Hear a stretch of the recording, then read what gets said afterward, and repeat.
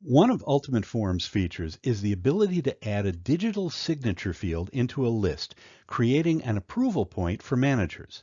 Even better is the fact that the field can be tied to changes in the list item and reapproval required under predetermined circumstances. Here's a very simple example. In this task list, we'd like to have a manager sign off when a project is assigned, if it's reassigned, and whenever there are changes to the project's status. Start by selecting the List tab and then clicking the Ultimate Forms puzzle piece icon.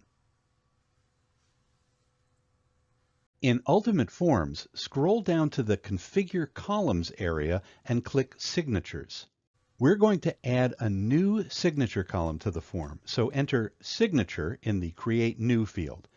We're also going to require that this field contain information. For the signature settings, we'll select Assigned to and Status as the triggers. So if anything changes in these fields on the list, that will require reapproval and signature. For approval type, you can have just a checkbox or a handwritten signature, a declarative or a handwritten. I'm going to select the signature type to handwritten because that's kind of cool. I'm also going to set the signature area to be always expanded and that people can enter the signature manually just for ease of viewing.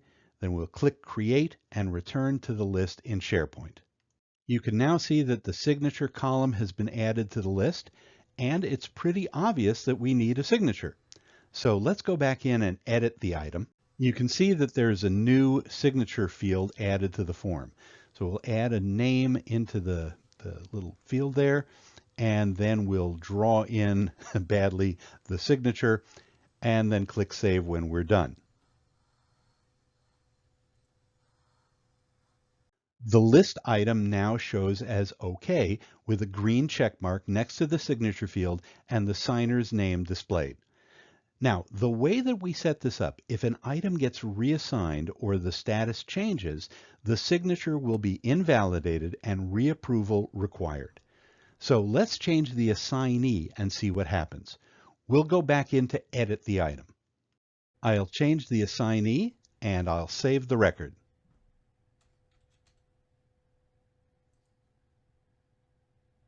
And there we are. As you can see, the list item in the view once again shows as needing a signature.